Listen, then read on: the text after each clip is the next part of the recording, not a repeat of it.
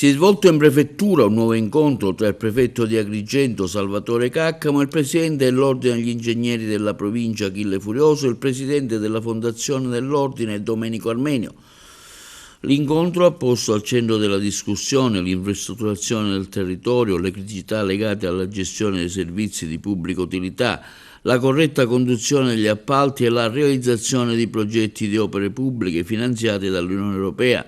Particolare attenzione è stata posta all'adozione delle metodologie informative BIM negli appalti, rispetto alla quale la categoria degli ingegneri ha un ruolo centrale nel territorio provinciale. Sono state focalizzate le novità del nuovo codice dei contratti pubblici, del correttivo emanato dal governo nel dicembre scorso, con riferimento all'affidamento dei servizi di ingegneria e alla necessità per gli enti locali di aggiornare il parco progetti esistenti, garantendo l'equo compenso. Tra i temi centrali il convegno nazionale La Sicilia Porta d'Europa del Mediterraneo, che si è tenuto lo scorso 21 marzo al Teatro Pirandello.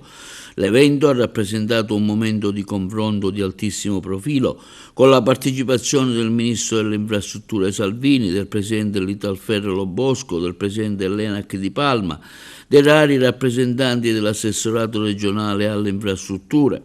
In tale occasione il Presidente Furioso ha espresso al Ministro Salvini, raccogliendo i desideri della comunità locale, la necessità di inserire lo scalo aeroportuale di Agrigento nel Piano Nazionale Aeroporti, PNA, a prescindere dalle valutazioni economiche in corso, demandando al mercato la verifica della sostenibilità dell'opera mediante gara pubblica per la realizzazione e la gestione da parte di operatori privati.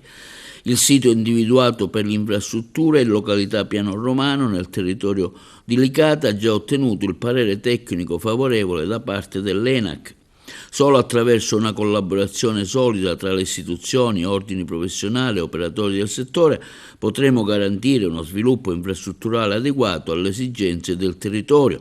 Questo, quanto dichiarato dal presidente della Fondazione Domenico Armenio, e confermando la disponibilità a promuovere iniziative condivise tra le attività rilanciate dall'Ordine e dalla Fondazione.